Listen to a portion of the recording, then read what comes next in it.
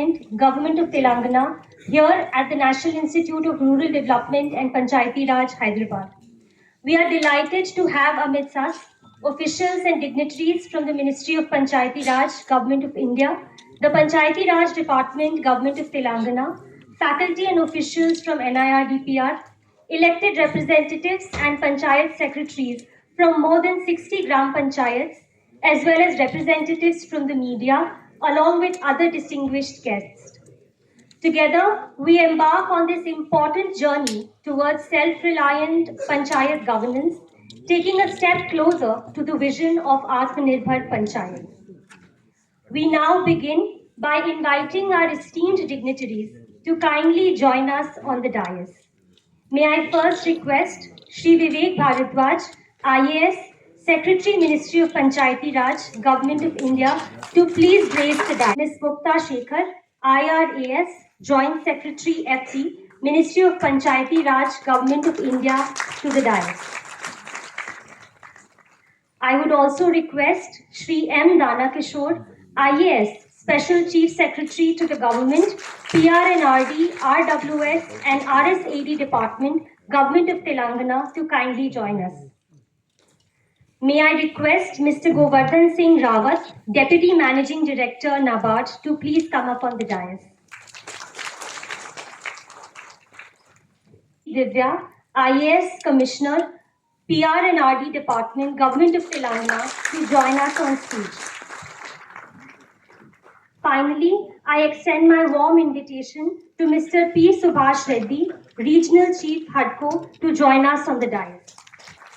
Let us welcome all our distinguished dignitaries with a round of applause.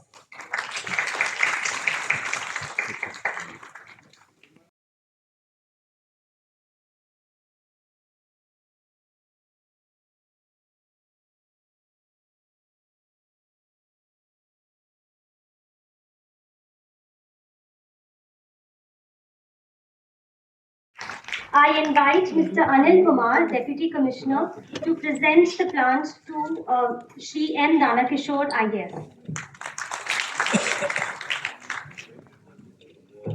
I invite Shri K. Sudhakar, Special Officer, Panchayati Raj, to felicitate Mr. Govardhan Singh Rawat. I request Mr. M. Srinivas, Member Secretary, SRDS, to felicitate Srimati D. Divya, IAS. Finally, I request Shri P.J. Wesley to felicitate Mr. P. Subhash Reddy.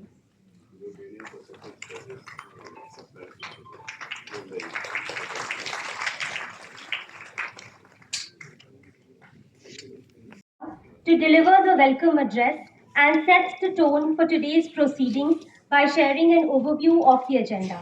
Thank you. So, respected Secretary Sir, MOPR, Government of India, respected Special CSR, PRNRD, Government of Telangana, respected JS Madam, respected MD NABARD, respected Commissioner Madam, and respected representative from HUDCO, dear Sarpanches, Panchayat Secretaries, officers from MOPR, NIRD, State Government and media representatives, good morning to all. So we all know that the Constitutional 73rd Amendment envisions Panchayats functioning as institutions of local self-government with strong financial resource base. But more than 30 years have passed with a focus on delegation and decentralization only, counting how many subjects, how many subjects out of the 29 subjects of Constitution were transferred to the Gram Panchayats. But now, because there was no substantial results we have achieved with that approach, but now the time has come to realize that the subject was, that the basis for strong government, self-government is making panchayats financially strong and self-reliant. I thank our Secretary Sir MOPR for initiating this highly required change in the approach to decentralization.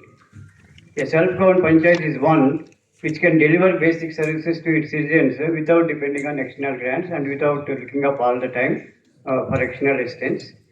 In our state, the Telangana Panchayat Raj 2018 declares a collection.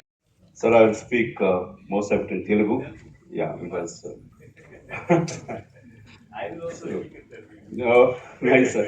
Actually, Telugu, 80% of is Sanskrit. It's very easy to understand, very easy to speak also. మన మధ్య ఉన్నటువంటి ఈరోజు Panchayat Raj government of India secretary గారు వివేక్ భరద్వాజ్ గారికి, దీక్ష గారు is also additional secretary in Panchayat Raj department, and Govardhan Singh గారు DMG of NABARD, మనకు అగ్రికల్చర్కి అంతా లోన్లు ఇచ్చేటువంటి నబార్డ్ బ్యాంక్ వారు, దెన్ సుభాష్ రెడ్డి గారు who is again working with NABARD locally, and of course Divya Devarajan garu, mana commissioner garu, Panchayat Raj Rural Development, sir. We invite all of you, particularly mana Vivek Bharadwaj gariki చాలా హృదయపూర్వక ధన్యవాదాలు. ఇటువంటి ఒక meeting ఇక్కడ పెట్టడం అన్నది మనకు చాలా ఉపయోగపడుతుంది ఆత్మనిర్భర్ గ్రామ పంచాయతీ నుంచి.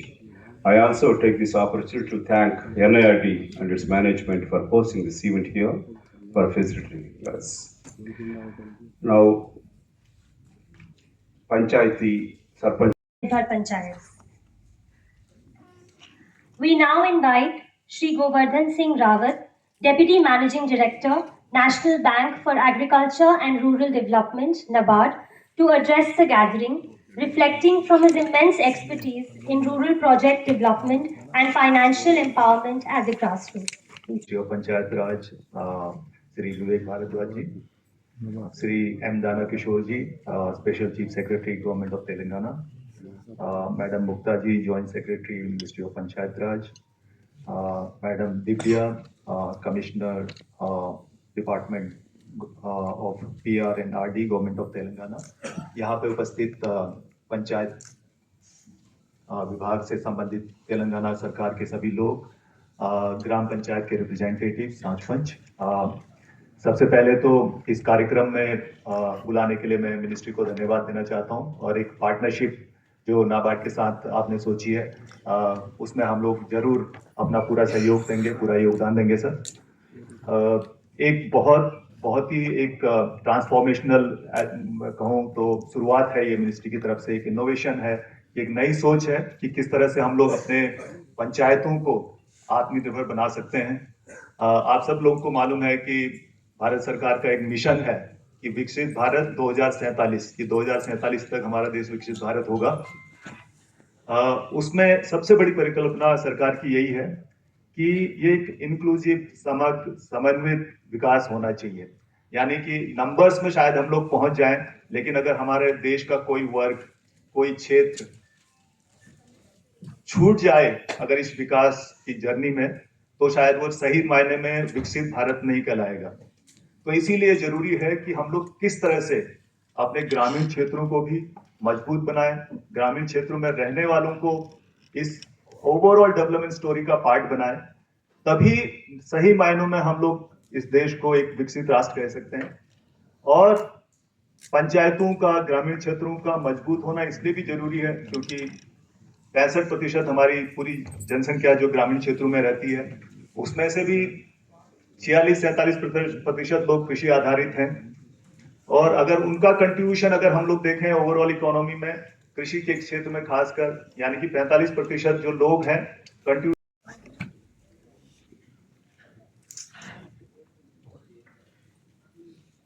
तेलंगाना सरकार के एडिशनल चीफ सेक्रेटरी श्री दाना किशोर जी, कमिश्नर दिव्या जी,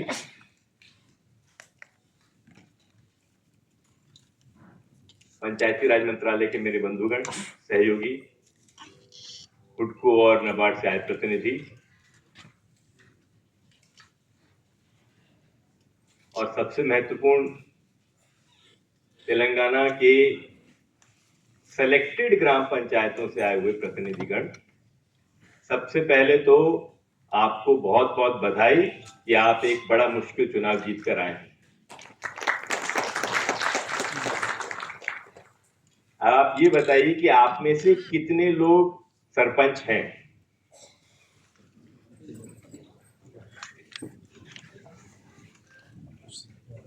अब आप ये बताइए कि आप पहली बार कितने चुनकर आए?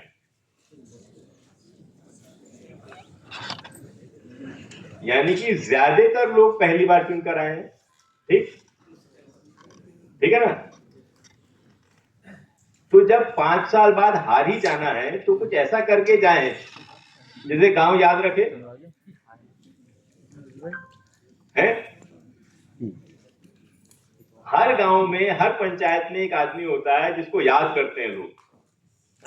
कहते हैं कि उसके समय ये सड़क बनी थी, उसके समय गांव में पानी आया था। तो आप वो बनना चाहते हैं या वो बनना चाहते हैं जिसका फॉर्च्यूनर हो गई थी? तो ये जो निर्णय है, ये फैसला आपके हाथ में। मेरा जो विचार है आत्मनिर्भरता के बारे में वो आपने वीडियो में देखे थे। एक छोटी सी बात मैं उसमें जोड़ देता हूं, एक कहानी के माध्यम से। जिसको समझ में नहीं आएगा तो बताना। तो एक कंपनी थी, जूते बनाती थी। एक कंपनी थी, जूते बनाती थी। उन्होंने कहा कि हम जूतों का एक्सपोर्ट हम अफ्रीका में करना चाहते हैं। तो उन्होंने अपना सेल्स रिप्रेजेंटेटिव अफ्रीका के एक देश में भेजा। ठीक, समझ में आई बात? वहां पर जाकर उस सेल्स रिप्रेजेंटेटिव ने छानबीन करी, देखा क्या डिमांड है, क्या मार्केट है, और उसने अपने यहां पर कानपुर में खबर भेजी कि यहां पर तो कोई जूता पहनता ही नहीं है। तो जब कोई जूता पहनता ही नहीं है तो मार्केट कहां से होगा? ठीक। अब आगरा की एक और कंपनी थी, वो भी जूते बनाती थी। దానికి ఆ ఆలోచన ఎలా ఉండాలి అంటే ఆదాయాన్ని పంచాయతీకి వచ్చే ఆదాయాన్ని పెంపొందించాలి. దాని తర్వాత గ్రామ సభ ద్వారా భాగ్యస్వామ్య రహితమైన ఆ ప్రతిపాదనను ఆమోదించాలి. అందరూ కలిసి దాన్ని ప్రతిపాదించాలి. దాని తర్వాత ఈ ప్రతిపాదన ఆమోదించిన తర్వాత మీకు సాంకేతిక సంస్థ ద్వారా సహాయం అందించబడుతుంది. ఈ సాంకేతిక సంస్థ మీకు శిక్షణను ఇస్తుంది ఈ ప్రాజెక్ట్ యొక్క ప్రతిపాదనను అమలుపరచడానికి. దాని తర్వాత ఈ ప్రాజెక్ట్ అమలుపరచాలంటే మీకు దానికి పైసలు కావాలి. దానికి ఎలా? ఈ సాంకేతిక సంస్థ మీకు అయితే 3 విధాలుగా దీనికి మీకు సహాయం కల్పిస్తుంది. అయితే మొదటిది కార్పొరేట్ సామాజిక బాధ్యత ద్వారా ప్రాజెక్టును అమలుపరచడం, లేదా రెండోది పబ్లిక్ ప్రైవేట్ భాగ్యస్వామ్యం. దాని ద్వారా మీకు ఒక మంచి ప్రాజెక్టును అమలు చేయడం జరుగుతుంది. లేదా వేరు Atmanirbhar Panchayat program. Please feel free to post the questions in Telugu, Hindi or English and our team shall facilitate translation. మీరందరూ కూడాను ఇప్పటి వరకు జరిగినటువంటి ప్రజెంటేషన్ ఇచ్చారు తెలుగులో. దానికి సంబంధించినటువంటి ప్రాజెక్ట్ ప్రతిపాదనలు, ఎలాంటి ప్రాజెక్టులు చేసుకోవాలి, దానికి సంబంధించిన అన్ని విషయాలకు సంబంధించి పంచాయత్ సెక్రటరీలు, పంచాయత్ సర్పంచులు మీరు ప్రశ్నలు అడగచ్చు. I shall now hand over to my colleague Mr. P. Kaushik Babu to facilitate the session. English అయితే ఇంగ్లీష్, తెలుగు అయితే తెలుగు, హిందీ అయితే హిందీ మీరు అడగవచ్చు. సార్ వాళ్ళు ఆన్సర్ చేస్తారు. గురించి మాత్రమే అడగాలి. దయచేసి ఇతర ప్రశ్నలు మాత్రం అడగద్దు. దీనికి సంబంధించిన ప్రశ్నలు ఉంటే అడగండి. ధన్యవాదాలు.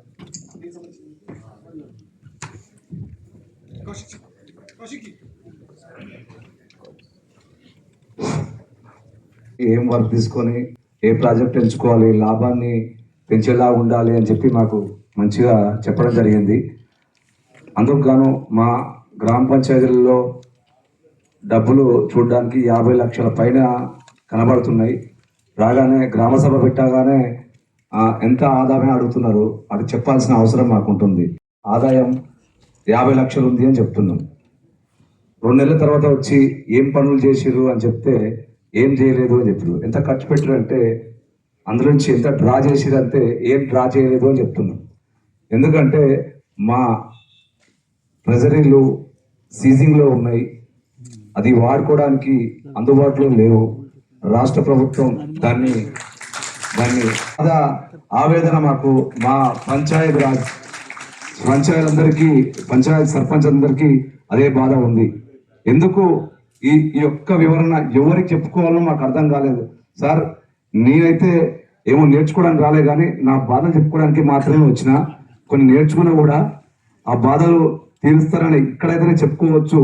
కేంద్రం నుంచి అందరూ వచ్చారు కాబట్టి, ఈ మీటింగ్ కాబట్టి రాష్ట్రంలో ఎవరికి చెప్పుకోవాలన్నా కూడా మాకు అర్థం అవ్వట్లేదు. మా డబ్బులు చూసుకోవడం తప్ప మాకేం చేయడానికి లేకుండా అయిపోతుంది సార్. మీకు అందరికీ రిక్వెస్ట్, మాకొక్కటే మా ఫ్యూజింగ్ని తీసే పనిని మాకు చేసి పెట్టండి. మేము పని చేసుకోవడంలో మేము స్టార్ట్ చేయడం జరుగుతుంది. ఒక్క పని కూడా చేయలేదు సార్ ఇంతవరకు. Thank you sir. 2 నెలల ముందు చార్జ్ తీసుకోవడం జరిగింది. నేను 2 అంశాలు ఇదే. 2018 యాక్ట్ ప్రకారం మీకు ఇవన్నీ ట్రెషరీకి వెళ్తున్న వాస్తవాలు ఉన్నాయి. ఇమ్మీడియట్ గా దీన్ని ఒక ఫైల్ మూవ్ చేసి చట్టంని అమెండ్ చేయడానికి ప్రపోజల్ ఆల్రెడీ పంపించి ఉన్నాము. అతి త్వరలోనే మీకు శుభవార్త వస్తుంది. మీకు మీ పనులని మీరే వాడుకోవడానికి ఒక అవకాశం. మీరు ఇంకా ఒక మాట చెప్పలేదు, అది నేను కూడా గమనించాను. ఏంటంటే సర్పంచ్ ఉప సర్పంచ్ సంతకం వల్ల చాలా అభివృద్ధి పనులు ఇబ్బంది అవుతుంది అని అది కూడా మేము చూడడం జరిగింది. దానికి కూడా చట్ట మార్పుకి మేము పంపించి ఉన్నాం. సో మీరు కంగారు పడకండి, ఇంకా కొన్ని రోజుల్లోనే మీకు శుభవార్త వస్తుంది అని నేను హామీ ఇస్తున్నాను. అదేవిధంగా ఇప్పుడు ఈ కాన్సెప్ట్ మీ అందరికీ అర్థమైందో లేదో నాకు తెలియదు, కానీ మీరందరూ చూస్తూ ఉన్నారు. మనము ఈ పనులు ప్రాపర్టీ ట్యాక్స్ మరియు లైసెన్సెస్ మాత్రం కాకుండా మీరే ఎందుకు వినూత్నంగా ఆలోచన చేయవచ్చు. మీ అందరికీ తెలుసు, మన జిల్లా సమాఖ్య ద్వారా మనం పెట్రోల్ బంక్ పెడుతున్నాము, సోలార్లు పెడుతున్నాము. అవన్నీ వల్ల వాళ్ళకి చాలా ఆదాయాలు వస్తున్నాయని మీ అందరికీ తెలుసు. ఇప్పుడు మన కేంద్ర ప్రభుత్వం నుంచి వచ్చిన సెక్రటరీ సార్ కూడా అలాగే మిమ్మల్ని వినూత్నంగా ఆలోచన చేయమని అంటున్నారు. ఏంటంటే మీరు కూడా ఇటువంటి యాక్టివిటీస్ మీరు టేకప్ చేసుకోవచ్చు. ఫర్ ఎగ్జాంపుల్, ఒక గ్రామ పంచాయతీకి చాలా స్థలం ఉంటుంది. మీరు చూసారు కదా, అక్కడ అస్సాంలో జిల్లా పరిషత్ వాళ్ళు మార్కెట్ కట్టి ఇచ్చారు. తర్వాత ఒక తమిళనాడులో ప్లాస్టిక్ వేస్ట్ మేనేజ్మెంట్ యూనిట్ వాళ్ళు నడుపుతున్నారు. ఇలా తెలంగాణ సర్పంచులు ఎవరు, మీరు ఇప్పుడు 50 లక్షలకి ఎక్కువ ఉన్న ఆదాయం ఉన్న పంచాయతీలన్నీ మీరు వచ్చి ఉన్నారు కాబట్టి మీరు వినూత్నంగా ఆలోచన చేసి మీరు ఈ own source of revenue, that is మీకు వస్తున్న ఆదాయాన్ని ఎలా పెంచుకోవచ్చు. అంటే మహిళలు మాత్రమే చేయవచ్చు అని మీరు అనుకొని ఉన్నారా? అలా కాదు, సర్పంచులు కూడా చేయవచ్చు. అటువంటి ప్రోగ్రామ్స్ మీరు కూడా టేకప్ చేయవచ్చు. దీంట్లో కేంద్ర ప్రభుత్వం ఏం చెప్తున్నారంటే, మీరు దాన్ని ఐడియాని జస్ట్ మాకు ఒక చిన్న పేపర్ కాగితం మీద అప్లోడ్ చేయండి, దానికి టెక్నికల్ అసిస్టెన్స్ మేము ఇస్తాము, దానికి ఒక స్పెషల్ టెక్నికల్ ఏజెన్సీ మీ ఐడియా మీద వర్క్ చేస్తుంది. అదేవిధంగా దీనికి వేరే డిఫరెంట్ కేంద్ర ప్రభుత్వం స్కీమ్స్ని కూడా మీరు కన్వర్జెన్స్లో వెళ్ళవచ్చు. ఫర్ ఎగ్జాంపుల్ నేను చెప్తాను, మనం ఇప్పుడు ఈ సోలార్ పవర్ ప్లాంట్ పెడుతున్నాం కదా, దాంట్లో పిఎం కుసుమే అని కేంద్ర ప్రభుత్వం స్కీమ్ ఉంది. సో దాన్ని కన్వర్జెన్స్గా తీసుకుంటూ మనం ముందుకు వెళ్తున్నాం. అలాగే ఈరోజు 2 ఫండింగ్ ఏజెన్సీస్ మీ ముందు ఉన్నారు. ఒకరు నబార్డ్, వాళ్ళు చాలా లోన్స్ ఇస్తారు చాలా తక్కువ కాస్ట్లో. అలాగే హడ్కో, వీళ్ళిద్దరూ ఆధ్వర్యంలో కూడా మనం ఎందుకు ముందుకు వెళ్ళవచ్చు. అదేవిధంగా మీరు నోటీస్ చేశారో లేదో, కార్పొరేట్ సోషల్ రెస్పాన్సిబిలిటీ అని కూడా చెప్పడం జరిగింది. మీరు యాదాద్రి భువనగిరి నుండి వచ్చారు. ఏ పంచాయత్ అండి? ఓకే, నేను అక్కడ సబ్ కలెక్టర్గా 10 సంవత్సరాల ముందు పనిచేస్తాను. అక్కడ చాలా ఇండస్ట్రీస్ ఉంటాయి ఆ బీబీ నగర్ అటువంటి ఏరియాలో. సో వాళ్ళ కార్పొరేట్ సోషల్ రెస్పాన్సిబిలిటీ నిధులు కూడా మనము తీసుకోవచ్చు అన్నది కూడా ఒకటి అంటున్నారు. మేడం, మా దగ్గర ఇండస్ట్రీస్ ఉన్నాయి మేడం, మైనింగ్ ఇండస్ట్రీస్ ఉన్నాయి. ఆ మైనింగ్ ఇంత ముందుకు మాకు ఆ నిధులు 30%, 20% ఏదో మాకు రిటర్న్ ఏ గ్రామ పంచాయతీలో అయితే ఉందో అదే గ్రామ పంచాయతీకి ఆ నిధులు వచ్చేది. ఇప్పుడు అలా రావడం లేదు. సార్ మీరు ఒక్క నిమిషం, దీని తర్వాత మీకు అరగంట మీకు నేను ఇస్తాను. ఇక్కడ మీ కాన్సెప్ట్ అర్థం చేసుకొని మాట్లాడండి. ఏంటంటే కార్పొరేట్ సోషల్ రెస్పాన్సిబిలిటీలో 2% నిధులు వాళ్ళు వాడుకోవచ్చు అని. సో దాన్ని మీరు అందరూ ఎలా వాడుకుంటారు? ఒకవేళ ఆ ఇండస్ట్రీ మీ దగ్గర మాత్రం ఉండాలని లేదు, కానీ టాటా ఫౌండేషన్ అని, అదాని ఫౌండేషన్ అని, రిలయన్స్ ఫౌండేషన్ అని వాళ్ళ నిధులు కూడా మనం క్యాప్చర్ చేసుకోవచ్చు. మీరు సింపుల్ ఒక ఐడియా ఇస్తే దాన్ని డెవలప్ చేయడానికి వాళ్ళు సిద్ధంగా ఉన్నారని అంటున్నారు. ఓకేనా? సో ప్లీజ్ దీని మీద మీరు అందరూ మిమ్మల్ని ఎందుకు ఆహ్వానిస్తున్నారు? మీకు 50 లక్షల పైన ఆదాయం ఉంది, మీరు ఇంకా ఏం చేస్తే ₹1 కోటి వెళ్ళొచ్చు, ₹2 కోట్లకి వెళ్ళొచ్చు అన్న ఒక ముఖ్య అంశం మీద ఈరోజు వాళ్ళు మాట్లాడడానికి వచ్చారు.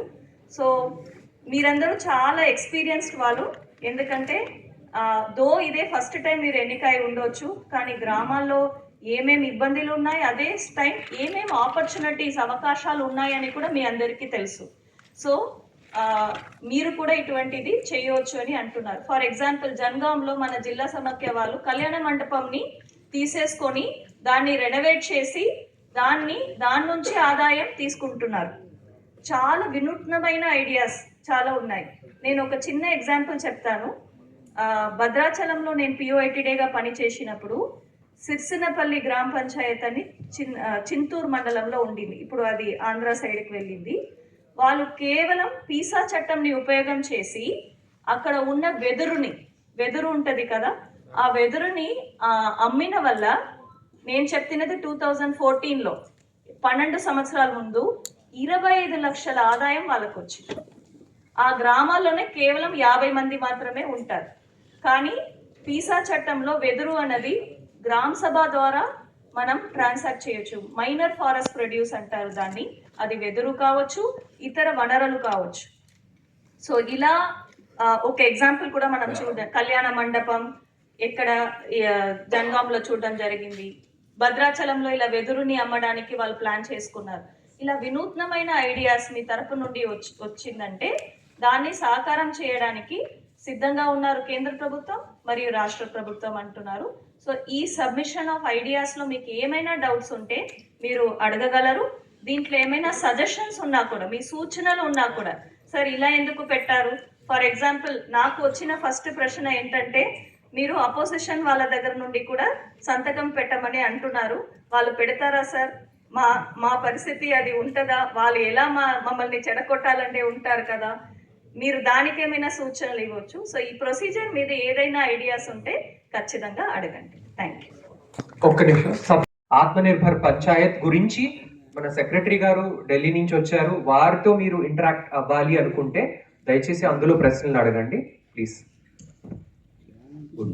యాదాద్రి భువనగిరి జిల్లా చౌటుప్పల్ మండలం అంకిరెడ్డిగూడెం గ్రామ పంచాయతీ సూర్య మల్లేష్ గౌడ్. ఇది 2వసారి సర్పంచ్గా ఎన్నిక కావడం జరిగింది. 2013-18లో సర్పంచ్గా అయినప్పుడు 2015లో రాష్ట్రపతి ప్రణబ్ ముఖర్జీ గారితో అవార్డు తీసుకోవడం జరిగింది 100% మరియు జిల్లా ఏర్పడిన తర్వాత జూన్ 2, 2017లో యాదాద్రి భువనగిరి నుంచి ఉత్తమ గ్రామ పంచాయతీ అవార్డు కూడా తీసుకోవడం జరిగింది. ఇది ప్రజల ఆశీర్వాదంతోనే మరొకసారి ఎన్నికైనందుకు వారికి కృతజ్ఞతలు మరియు వేదిక నిర్వహించే పెద్దలకు, నా తోటి సర్పంచులకు, కార్యదర్శి అందరికీ హృదయపూర్వక నమస్కారం తెలియజేసుకుంటూ, ఈ ఆత్మ నిర్భారోధ కార్యక్రమంలో భాగంగా మా దగ్గర దివిస్ ఫార్మా కంపెనీ ఉన్నది.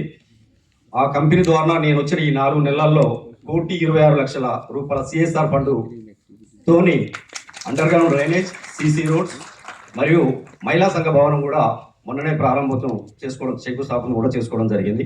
దాంతోపాటు ఒక NRI ద్వారా 3 లక్షలు పెట్టి గ్రామ పంచాయతీకి ఫర్నిచర్ కూడా ఏర్పాటు చేసుకోవడం జరిగింది.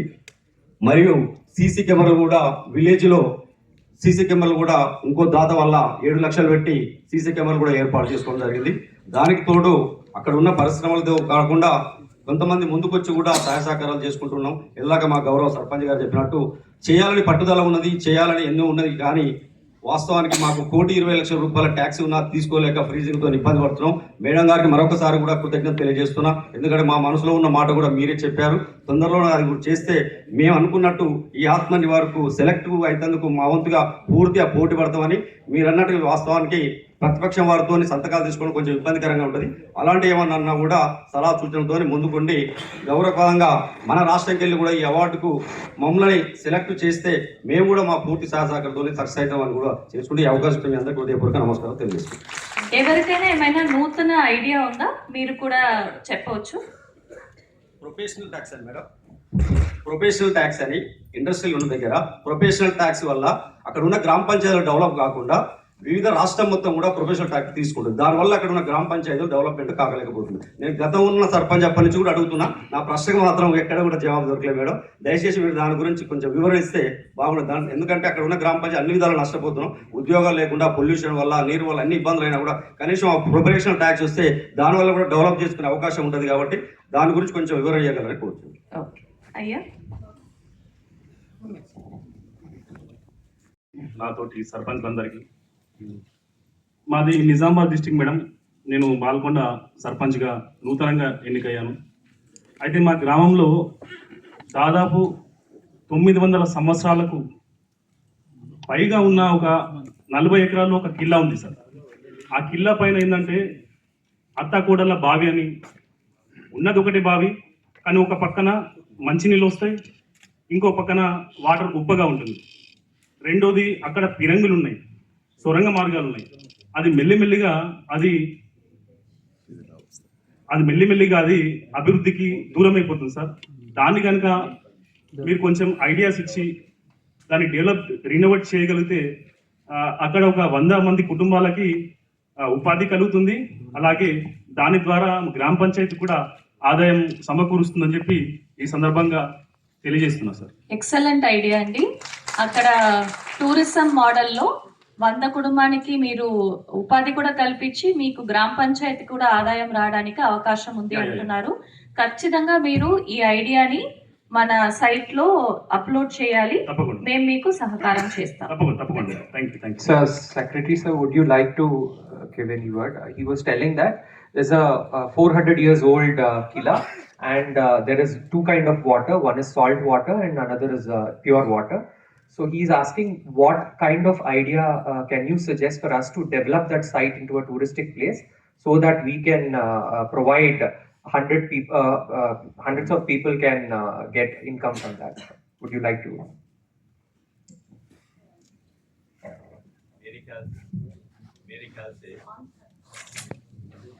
मेरे ख्याल से बहुत ही सुंदर आपका विचार है, बहुत ही जबरदस्त आपका आइडिया है। जी जी सर। और इसी तरह के आइडियाज हम ढूंढ रहे हैं। अच्छा, इस देश में इतनी प्रतिभा है, इतना पोटेंशियल है जो कि हमको समझ में नहीं आता है sir.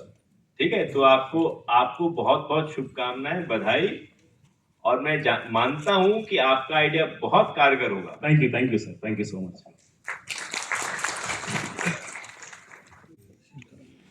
Just to give a brief background about me. Brief background ఇవ్వడానికి నేను worked in Singapore, US and Canada and came back and to serve my village. ఊరికి సేవ చేసుకుందామని వచ్చాను. And ప్రజలు అతిపెద్ద మెజారిటీతో గెలిపించారు. 2,800 votes polled and I got 2,100 votes. So yeah. We are our previous ఇంతకుముందు చేసిన సర్పంచ్లు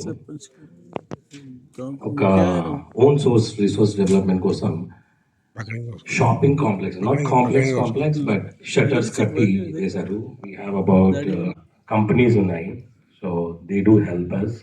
అండ్ ఓన్ మార్కెట్ ఉంది. It's like a weekly market. మామూలుగా రోడ్ పైనే చేస్తారు, బట్ థాయ్ బజార్తో దాంట్లో ఫండ్స్ వస్తున్నాయి. I have couple of ideas. CSR funds మా దగ్గర ఒక 9 కంపెనీస్ ఉన్నాయి industrial area. I mean, not exactly industrial area, but we have 9 industries. Most of them are steel companies. So CSR funds, most of them direct ga government ki vellipotunayi, or memante velli request cheyali lekapothe bedirinchali, kotladalsi vastundi dan kosam.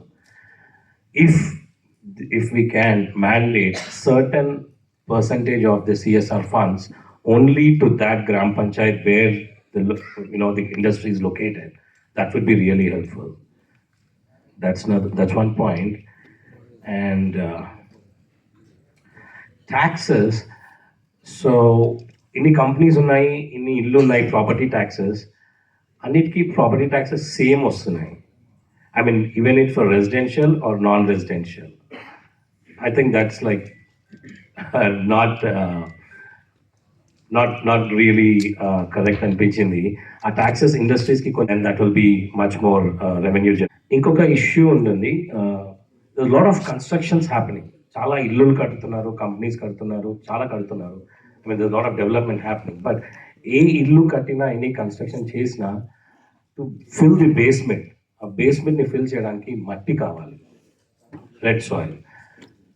So ఇది ఏమైపోయిందంటే at least నాకు చూసిన ఈ 1 yearలో ఇది ఒక పెద్ద illegal business అయిపోయింది, red soil చేయడం అని. అది నార్మల్లీ మైనింగ్ డిపార్ట్మెంట్ నుంచి పర్మిషన్ తీసుకోవాలి, but no one does that and it has become a mafia actually, to say sand mafia. Why can't we create a mechanism where mining department and Panchayat Raj can work together? మన దగ్గర చేసి అదే అనుకొని ఆ ఇల్లు కట్టడానికి use చేస్తే that's the huge revenue generation.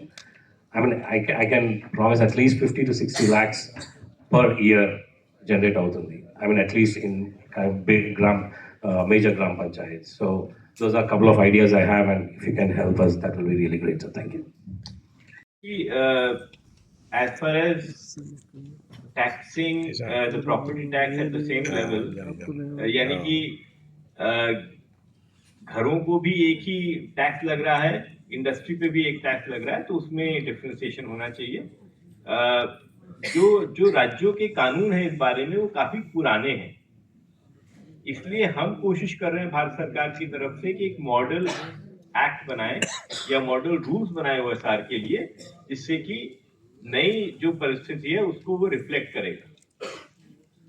लेकिन आपने जो सुझाव दिए ना वो ज्यादातर वो वाले हैं जिससे कि OSR बढ़ेगा, लेकिन हम ये भी सुनना चाहते हैं कि आपके गांव में आप क्या करना चाहते हैं. Yes, I have. आपकी पंचायत में. I actually missed to tell you this. To create water resource and power, that's it. Camping sites. I think Pochampally గ్రామం మనకి నేషనల్ అవార్డ్ విలేజ్ టూరిజం మీద పొందారు. So definitely you can think of good ideas for village tourism. మీరు ఎలా పండిస్తారు పంటలు అది కూడా తెలియదు.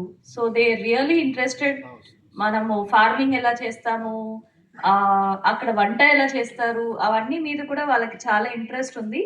సో మీరు పోచంపల్లిని స్ఫూర్తిగా తీసుకుంటూ మీరు ఖచ్చితంగా ఈకో టూరిజం, విలేజ్ టూరిజం దాని మీద ప్రపోజల్ పెట్టవచ్చు. Will definitely support from state government as well as central government. So what I will give another example of Araku Valley. Right. Araku Valley, you cannot make any construction, it is reserve forest. The panchayat there has proposed for a camping site. Right. I'm sorry, let me modify what I'm saying. A Karwa site. That's, yeah. So that is the new thing. So Yes, there are that's lots of people who want to go in a caravan, stay there for a night. There also, your capital cost is next to nothing. आपने तो कुछ खर्चा करना ही नहीं है, आपको एक जगह देनी है, वो रात को आएगा, रुकेगा, उसको सैनिटरी और हाइजीन फैसिलिटीज देनी है, वो चले जाएगा. तो इस तरह के आइडियाज बहुत बढ़िया है. बिल्कुल सोचिए आप डेफिनेटली. मैं जो कैंपिंग साइट जो बोला हूँ वो तो कैंपिंग साइट माने टेंट भी डाल सकते हैं और आरवी भी जा सकते हैं, रिक्रिएशन वैन भी जा सकता है. So that's another idea. And not sure thank you. వేరే వాళ్ళకి కూడా అవకాశం ఇవ్వాల్సిందిగా కోరుతున్నాం ప్లీజ్. शॉपिंग कॉम्प्लेक्स जो बोले हैं हम लोग करे हैं, उसके लिए भी कुछ कर सके तो I mean like bigger shopping complex. Complexes में मैं सबको एक बात बताना चाहता हूँ कि एक गलतफहमी है कि शॉपिंग कॉम्प्लेक्स से बहुत फायदा होता है. Let me explain. आपने मान लीजिए 1 करोड़ रुपए का आप बैठिए प्लीज, 1 करोड़ रुपए का शॉपिंग कॉम्प्लेक्स बनाया, उसमें मान लीजिए 10 दुकानें. तो 10 दुकानें जो हैं उन दुकानों में से आप किराया लेंगे, ठीक है ना, रेंट लेंगे ना, वो 10 लाख रुपए की एक है। अगर आप रेंट देखेंगे वो पूरे साल में 30,000 40,000 से ज्यादा नहीं आएगा, 50,000 आ जाएगा।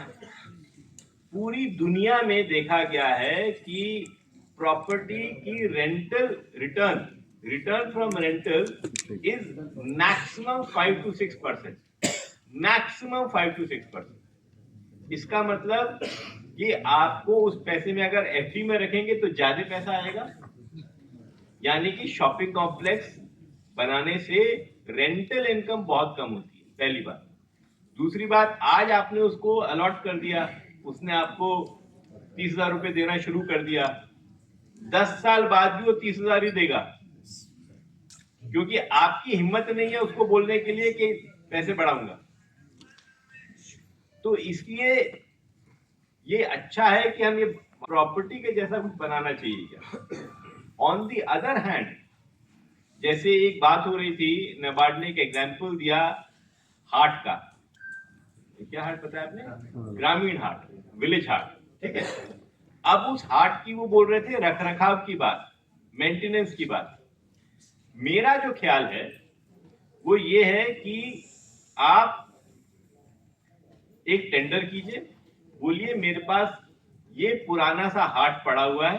हाट तो हर जगह होता है, ऐसा कोई गांव नहीं होगा जहां पर बाजार नहीं लगता है। मेरे पास ये बाजार की जगह है, इस जगह में आपको टेंडर में लिखेंगे आप प्राइवेट कंपनी को या प्राइवेट टेंडर को कि आप इसमें इस जगह में 10 के लिए मतलब जितनी भी हाट में जरूरत है उस हिसाब से वो हाट नया बनाएंगे, नया भी बनाएंगे और उसका मेंटेनेंस भी आप ही करेंगे। अब आप बताइए ये सब करने के बाद आप मुझे कितना पैसा देंगे। इससे आपका कोई खर्चा नहीं हुआ, कोई जमीन नई नहीं बनी, आपकी तो वही जमीन जो पुरानी थी वो आपने दे दी। तो ऐसे भी सोचना चाहिए कि हम अपने आप कुछ नहीं करें।